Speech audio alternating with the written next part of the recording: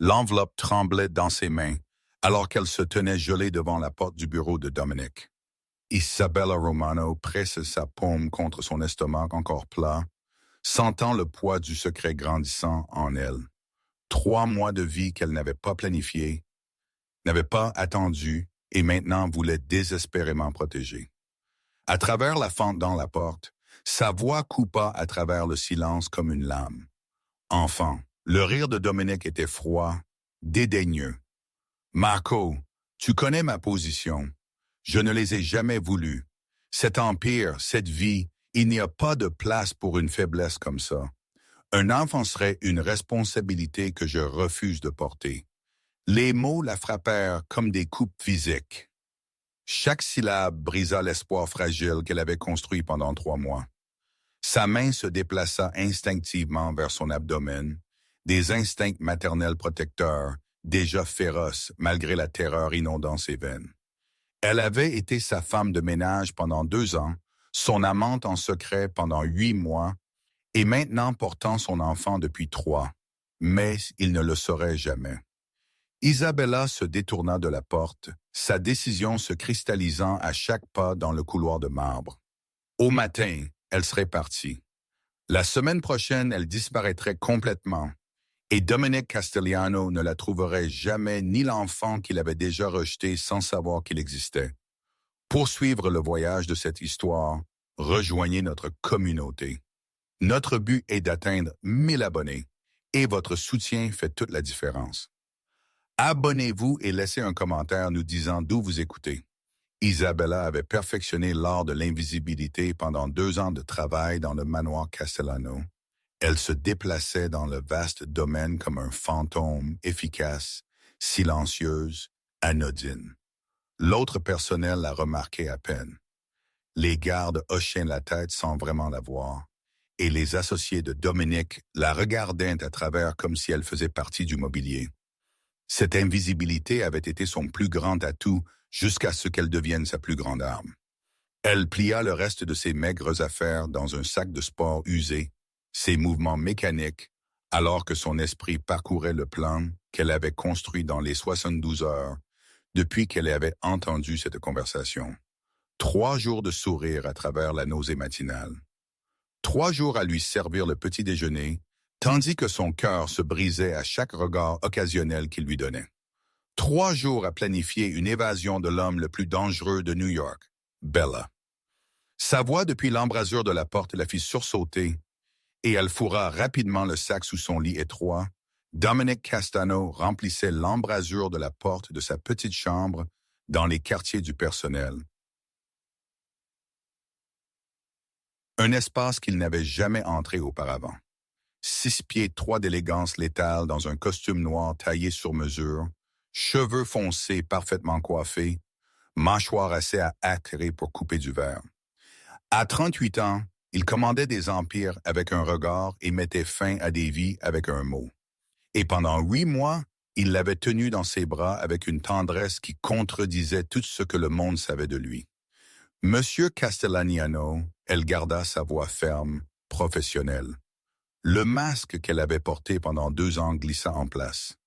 Y a-t-il quelque chose dont vous avez besoin? Ses yeux sombres se rétrécirent légèrement. Il avait toujours été capable de la lire trop bien. Un des dangers de leur relation secrète. Tu m'as évité, j'ai travaillé. Elle se déplaça vers la petite commode, mettant de la distance entre eux. Comme toujours, Bella, sa voix tomba à ce ton intime qui la faisait fondre autrefois. Regarde-moi. Elle ne pouvait pas. Si elle le regardait, il verrait tout. Le secret, le chagrin, le plan pour disparaître.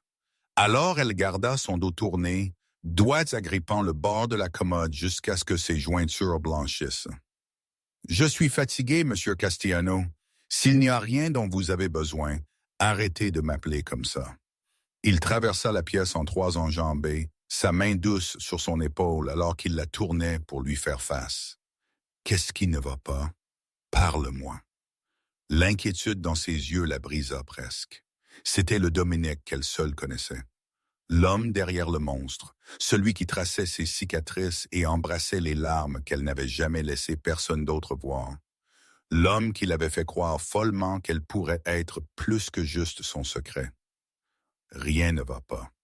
Le mensonge avait un goût amer. Je ne me sens juste pas bien. Sa main se déplaça vers son front, vérifiant la fièvre avec une tendresse qui lui fit mal à la poitrine. Tu as été pâle pendant des jours. As-tu vu un médecin? Si seulement tu savais, pensa-t-elle. L'ironie était cruelle. Il était inquiet pour sa santé pendant qu'elle portait son enfant. Un enfant qu'il ne voudrait jamais. C'est juste un virus de l'estomac. Elle recula, brisant le contact. Je vais bien. Dominic l'étudia pendant un long moment, et elle pouvait le voir cataloguer chaque détail, les ombres sous ses yeux, la tension dans ses épaules, la manière dont elle ne rencontrerait pas tout à fait son regard. Il avait bâti un empire sur la lecture des gens, sur le fait de voir à travers les mensonges. Tu me mens.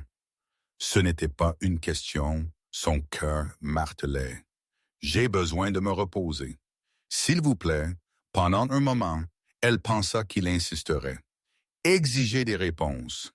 Utiliser cette présence imposante pour briser ses défenses, mais au lieu de cela, il hocha la tête lentement, quelque chose comme de la blessure clignotant sur ses traits avant que son masque ne claque en place. Bien. Sa voix devint froide, distante. Repose-toi. Mais Bella, quoi que ce soit, nous en parlerons bientôt. Il partit et elle s'effondra sur le lit, main pressée contre sa bouche pour étouffer le sanglot qui s'échappa. Elle avait 48 heures avant que son plan ne se mette en mouvement. 48 heures pour maintenir le mensonge. 48 heures avant qu'elle ne disparaisse de la vie de Dominic Castano pour toujours. Cette nuit-là, elle resta éveillée écoutant les sons du manoir, gardes changeant de corps, le bourdonnement distant du système de sécurité, la voiture occasionnelle passant les portails. Elle avait mémorisé chaque motif, chaque routine. Demain était jeudi. Dominic avait une réunion à Manhattan qui le tiendrait éloigné de 14 heures à 20 heures. La chef femme de ménage, Mme Chen, avait son après-midi libre. La fenêtre serait parfaite. Son téléphone vibra. Un texte de son amie d'enfance, Maya, la seule personne qui connaissait la vérité. Appartement sécurisé. Argent prêt. Téléphone jetable activé. Tu es sûr de ça? Isabella répondit avec des doigts tremblants. Pas le choix. Il a rendu sa position claire. Il ne sait pas pour le bébé et il ne saura jamais. Il ne veut pas d'enfant. Je ne le piégerai pas et je ne laisserai pas mon bébé grandir indésiré. Elle supprima la conversation, retira la carte SIM et la brisa en deux.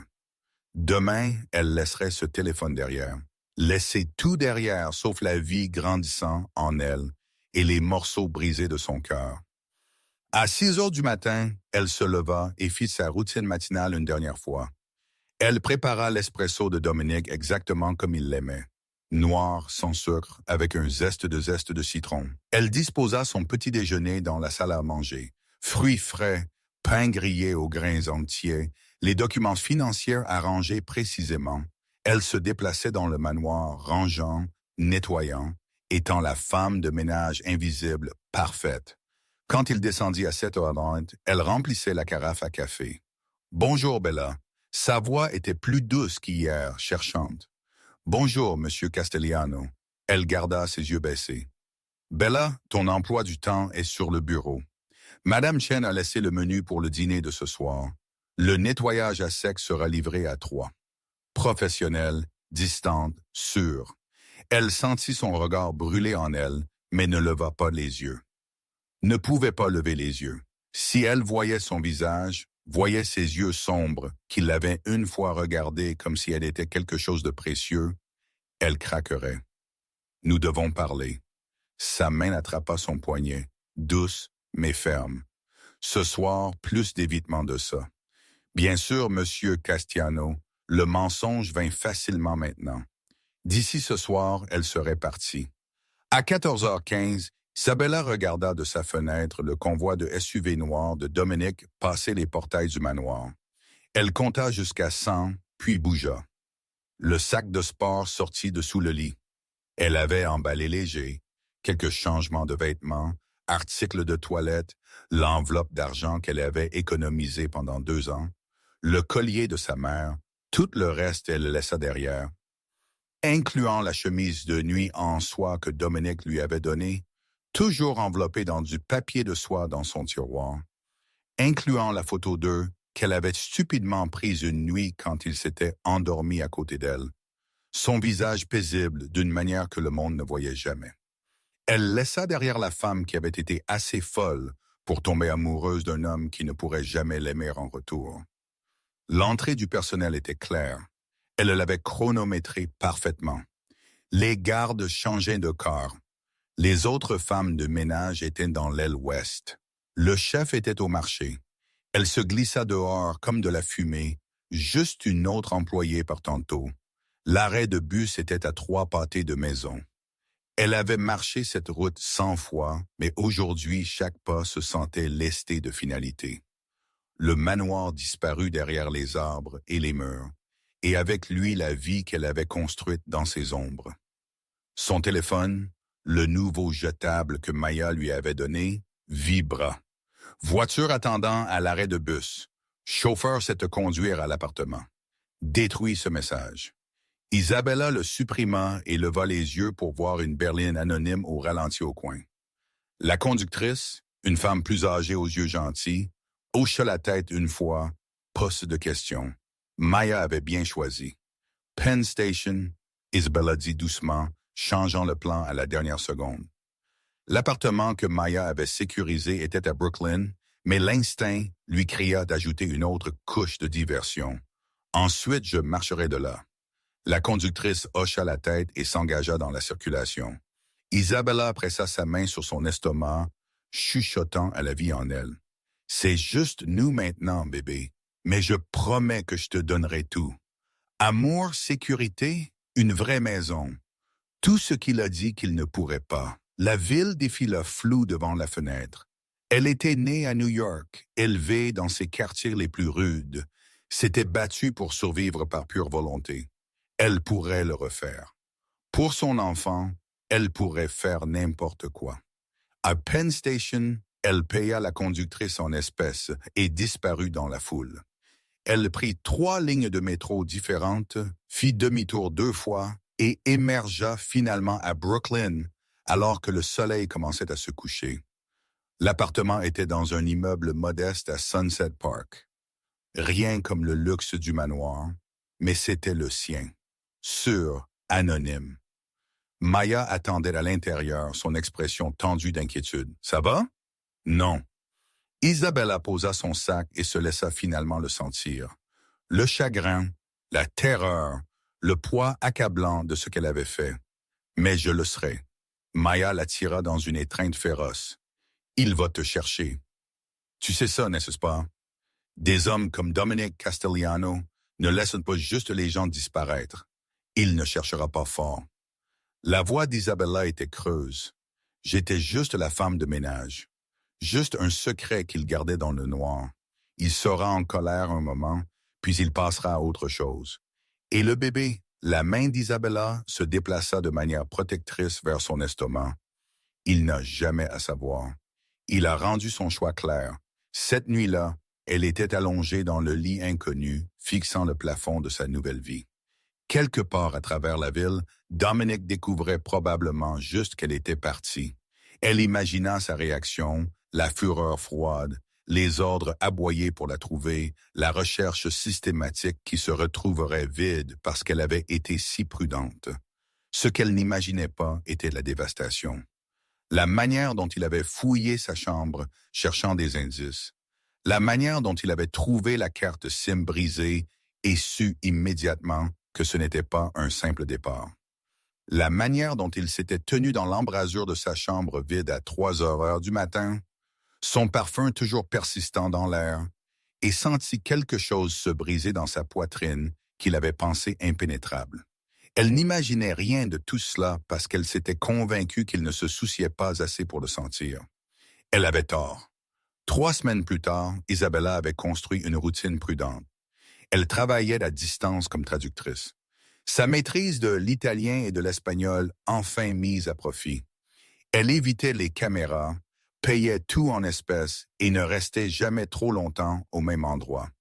La nausée matinale s'était aggravée, mais elle l'accueillait comme preuve que le bébé grandissait, prospérait. Elle quittait une clinique prénatale dans le Queens. Son troisième rendez-vous à un endroit différent chaque fois quand elle le sentit. Cette conscience picotante d'être observée. Sa main se déplaça instinctivement vers son estomac alors qu'elle scannait la rue. Rien d'évident, mais elle avait appris à faire confiance à ses instincts et il criait au danger. Elle prit un virage aléatoire, puis un autre, se faufilant à travers la foule de l'après-midi. Le sentiment persista. Quelqu'un la suivait. Isabella se glissa dans un café animé, ordonna un latte décaféiné qu'elle ne voulait pas, et se positionna là où elle pouvait surveiller la porte. 5 minutes passèrent. 10. Elle commençait à penser qu'elle l'avait imaginé quand un homme entra, grand, musclé, avec la prestance unmistakable de l'équipe de sécurité de Dominic. Marco, le bras droit et chef de la sécurité de Dominic. Son sang se glaça. Elle attrapa son sac et se dirigea vers la sortie arrière, mais la voix de Marco l'arrêta. « Bella, s'il te plaît, parle-moi juste. » Elle se tourna lentement, gardant de la distance entre eux. « Comment m'as-tu trouvé? Tu es bonne. » L'expression de Marco était illisible. « Mais le patron est meilleur, et il t'a cherché chaque jour depuis que tu as disparu. Pourquoi? » Le mot sortit plus net que voulu. J'étais juste une employée, facilement remplaçable. Quelque chose vacilla dans les yeux de Marco. Surprise, peut-être pitié. Tu ne sais vraiment pas, n'est-ce pas, ce que tu signifies pour lui? Je sais exactement ce que je signifiais. Sa voix était ferme malgré la peur la parcourant. Un secret, une commodité, quelque chose à garder dans le noir. Bella, dis-lui que tu ne m'as pas trouvé. Elle recula vers la sortie. Dis-lui que je suis parti pour de bon. Dis-lui d'arrêter de chercher. Il n'arrêtera pas. La voix de Marco était douce, ce qui rendit ça d'une certaine manière pire.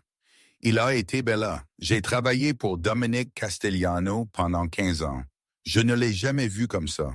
Il ne mange pas, dort à peine. Il a déchiré cette ville à te chercher.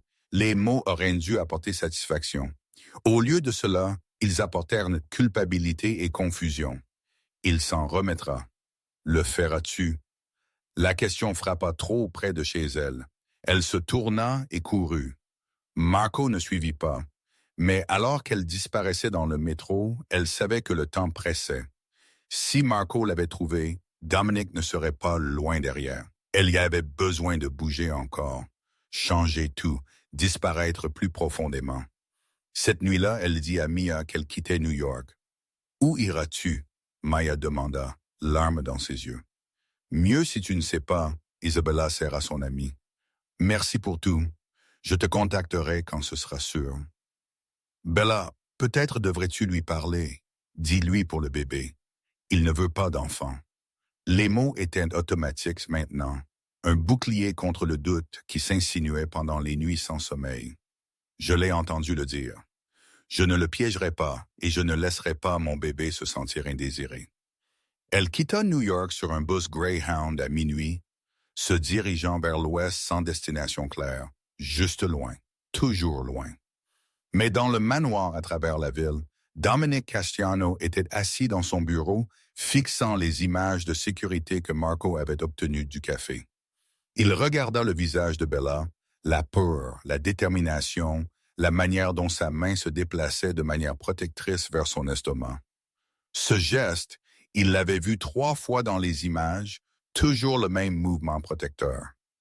Marco. Sa voix était d'un calme mortel.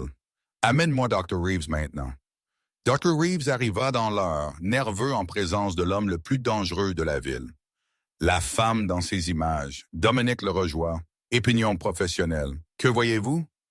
Dr. Reeves regarda attentivement, puis pâlit. Monsieur Castellano, c'est un geste protecteur classique.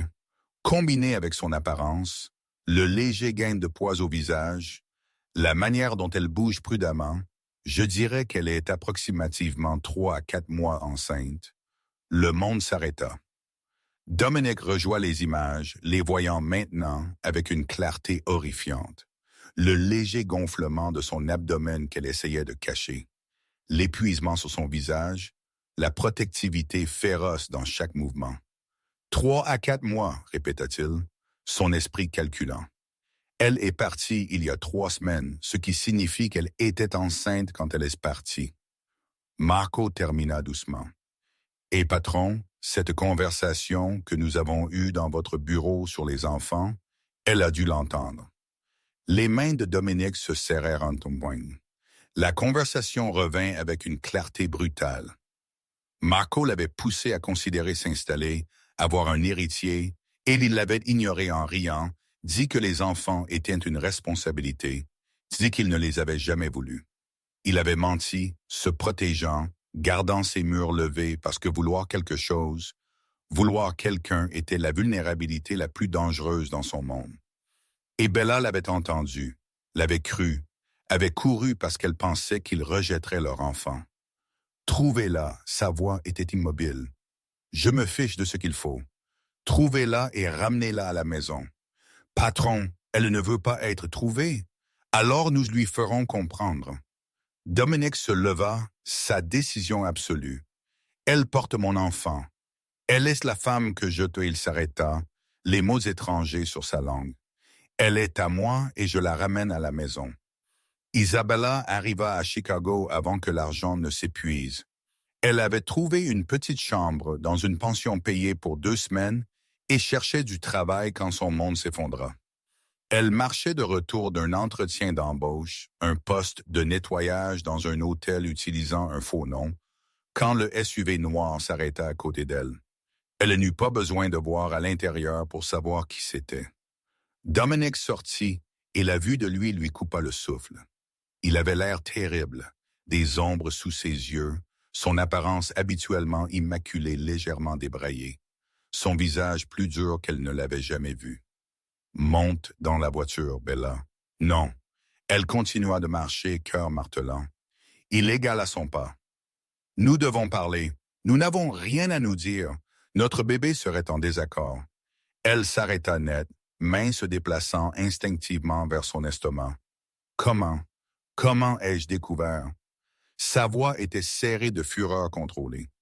J'ai regardé les images de sécurité. Je t'ai vu protéger notre enfant. L'enfant que tu ne pensais pas que je voudrais. Tu as dit, je sais ce que j'ai dit. Les mots explosèrent de lui, bruts et angoissés. Je sais exactement ce que tu as entendu et je sais pourquoi tu as couru. Mais Bella, tu ne m'as pas laissé expliquer. Tu ne m'as pas donné une chance.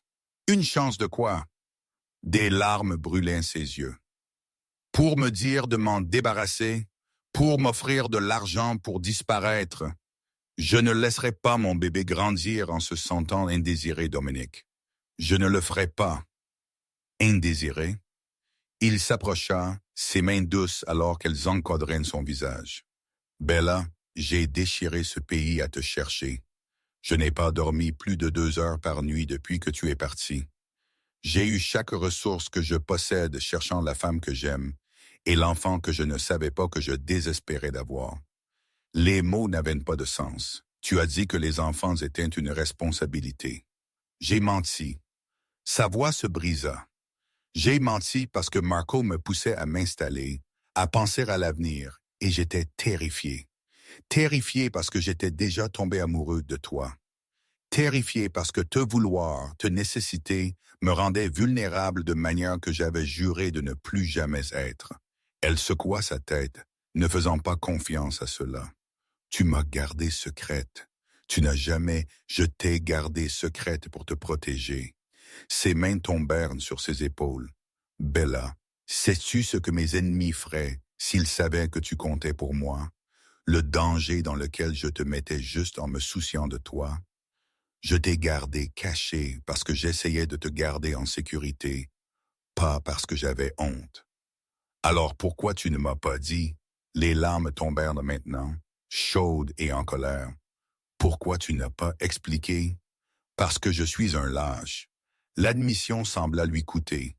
Parce que j'ai passé 20 ans à construire des murs, et tu as marché à travers eux comme s'ils étaient du papier. Parce que t'aimer me terrifiait plus que tout ennemi ne l'a jamais fait. Isabella voulait le croire. Dieu, elle voulait le croire, mais la peur était trop profonde, la blessure trop vive. Je ne peux pas. Elle recula. Je ne peux pas le risquer. Je ne peux pas risquer mon bébé sur de jolies paroles, et puis le risquer sur ça. Il sortit son téléphone, ouvrit un document et le lui tendit. J'ai fait rédiger ça par mes avocats le jour après que j'ai découvert. Lis-le. Elle prit le téléphone avec des mains tremblantes. C'était un document légal, dense avec une terminologie qu'elle comprenait à peine, mais certaines phrases sautèrent aux yeux. Droits parentaux complets pour Isabella Romano. Fonds fiduciaire établi au montant de 5 millions de dollars pour l'enfant. Garde principale accordée à la mère. Aucune obligation de maintenir une relation avec le père. Qu'est-ce que cette assurance? Sa voix était rude. Preuve que je n'essaie pas de te piéger. Si tu veux élever notre enfant seul, tu peux. Tu auras toutes les ressources dont tu as besoin. Les meilleurs médecins, les meilleures écoles, sécurité financière complète. Aucune attache. Pourquoi ferais-tu? Parce que je t'aime. Les mots étaient simples. Dévastateur parce que j'aime notre bébé et parce que je ne vais pas te forcer à rester avec moi par peur ou obligation. Je veux que tu me choisisses, Bella. Choisis-nous. Mais si tu ne peux pas, si les dégâts sont trop profonds, alors au moins laisse-moi te donner à toi et à notre enfant la vie que vous méritez.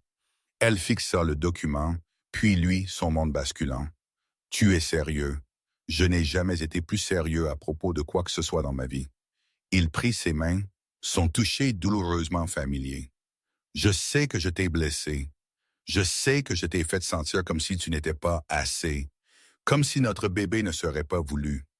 Mais Bella, tu es tout. Tu es la seule chose qui m'a jamais fait vouloir être meilleur que ce que je suis. Et notre bébé, sa voix se brisa. Notre bébé est l'avenir dont je ne savais pas que je désespérais. J'ai peur. L'admission était à peine un chuchotement. Moi aussi. Il la tira plus près, son front reposant contre le sien. Je suis terrifié, mais Bella, je préférerais être terrifié avec toi que sans toi. Reviens à la maison. Laisse-moi le prouver. Laisse-moi passer chaque jour pour le reste de nos vies à te montrer que toi et notre bébé êtes voulus, chéris, aimés au-delà de toute mesure. Elle leva les yeux vers lui, voyant au-delà du dangereux boss mafieux vers l'homme en dessous, celui qui l'avait tenu à travers les cauchemars, qui avait appris ses aliments préférés et mémorisé son emploi du temps, qui l'avait regardée comme si elle était précieuse, même quand il avait trop peur de dire les mots. « Si je reviens, dit-elle lentement, les choses doivent changer. Plus de secrets, plus de cachettes. Je t'annoncerai au monde demain si tu veux. » Ses mains se déplacèrent vers son estomac. Révérend. Je mettrai ton visage sur chaque panneau d'affichage à New York. Je t'épouserai dans la plus grande cathédrale de la ville. Tout ce dont tu as besoin pour te sentir en sécurité. Je n'ai pas besoin de panneaux d'affichage. Un petit sourire tira à ses lèvres malgré tout. J'ai juste besoin d'honnêteté et j'ai besoin de savoir que notre bébé grandira en se sentant aimé et en sécurité. Notre bébé grandira en sachant qu'il est l'enfant le plus voulu au monde. Il embrassa son front, ses joues, ses lèvres, et leur mère est la femme la plus aimée en existence. Dominic, épouse-moi. Les mots jaillirent, urgents et bruts. Pas à cause du bébé, pas à cause d'obligations. Épouse-moi parce que je ne peux pas imaginer ma vie sans toi dedans. Parce que tu es la seule personne qui m'a jamais fait vouloir être plus que ce pour quoi j'ai été élevé. Elle devrait dire non. Devrait le faire travailler pour ça, se prouver avec le temps. Mais en regardant dans ses yeux, voyant l'espoir désespéré et la peur genuine, elle connaissait la vérité. Elle l'aimait. L'avait aimé à travers la blessure et la peur et la course. Oui, le mot était à peine audible.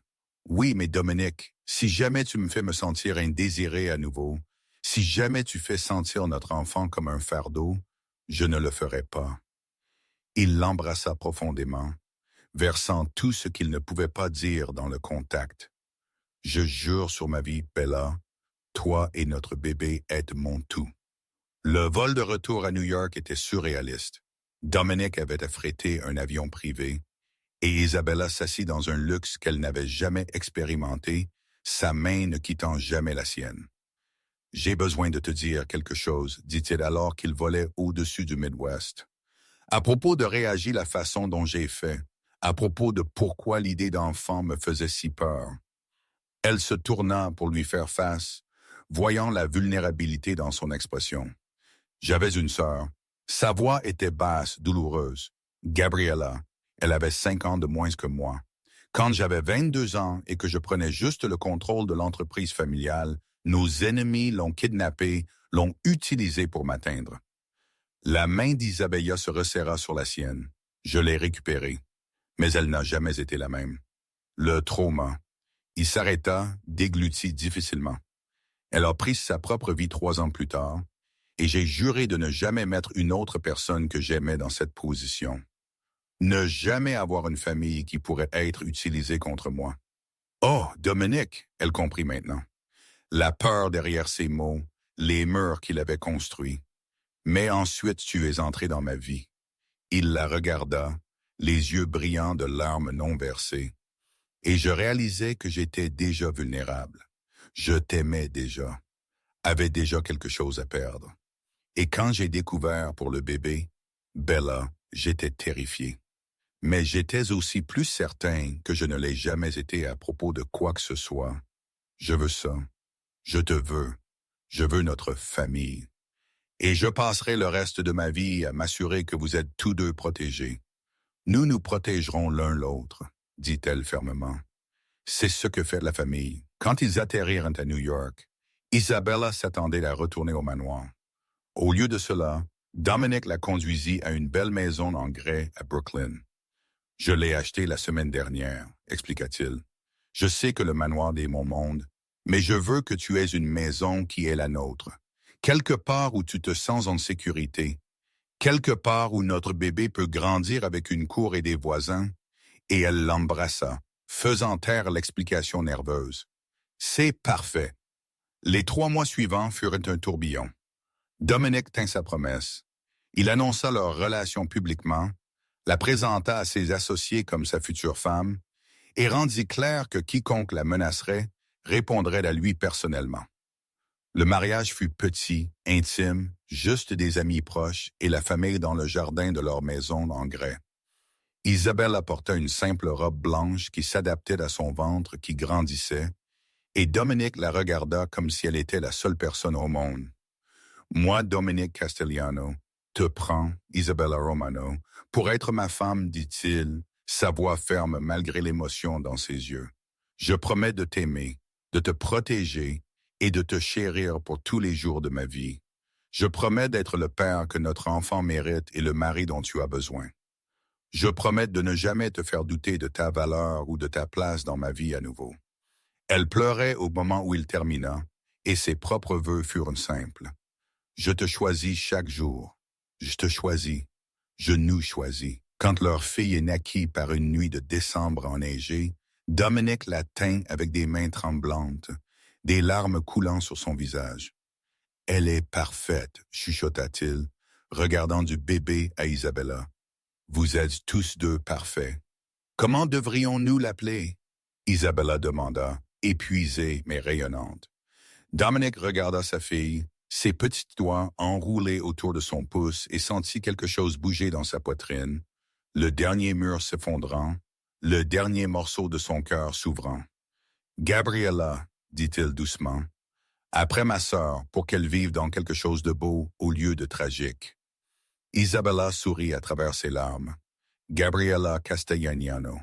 C'est parfait. » 3 ans plus tard, Isabella se tenait dans la cuisine de leur maison en grès, regardant par la fenêtre alors que Dominique jouait dans l'arrière-cour avec Gabriella. Le rire de leur fille résonna alors qu'il la poursuivait autour du jardin, sa coûteuse veste de costume jetée, ses cheveux ébouriffés, son visage éclairé de joie. Elle pressa sa main sur son estomac, sentant le battement de leur deuxième enfant, un garçon cette fois attendu dans 4 mois. Marco apparut dans l'embrasure de la porte, son expression amusée. L'homme le plus craint de New York, mis à genoux par une enfant de 3 ans. La meilleure chose qui lui soit jamais arrivée, Isabelle l'a dit avec un sourire. La meilleure chose qui nous soit jamais arrivée à tous, corrigea Marco. Tu l'as changé, Bella. L'a rendu humain à nouveau. Elle secoua sa tête. Il a toujours été humain. Il avait juste besoin d'une raison pour le montrer. Cette nuit-là, après que Gabriella fut endormie, Dominic tira Isabella dans ses bras sur le canapé. « Regrettes-tu jamais ça? » demanda-t-il doucement. « Être revenu, choisir cette vie. » Elle pensa à la femme effrayée qui avait couru il y a 3 ans, convaincue qu'elle était indésirée et seule. Elle pensa au voyage qui l'avait amenée ici, la peur, la douleur, le saut de foi ultime. « Pas une seconde, dit-elle honnêtement. Tu as tenu tes promesses, Dominic. Toutes, et je les tiendrai pour le reste de nos vies. » Il l'embrassa doucement, sa main se déplaçant vers son ventre qui grandissait. « Toi et nos enfants êtes mon monde, Bella. Ma rédemption, mon tout. » Elle s'installa contre sa poitrine, écoutant son battement de cœur, et sut avec une certitude absolue qu'elle était exactement là où elle appartenait, non parce qu'elle avait été piégée ou obligée, mais parce qu'elle l'avait choisi lui, les avait choisis eux, et cela fit toute la différence. Cette histoire a atteint sa fin. Si elle a touché votre cœur de quelque manière que ce soit, laissez votre like et partagez-la avec quelqu'un qui aime aussi les histoires émotionnelles. De nouvelles histoires arrivent bientôt. Jusqu'à la prochaine.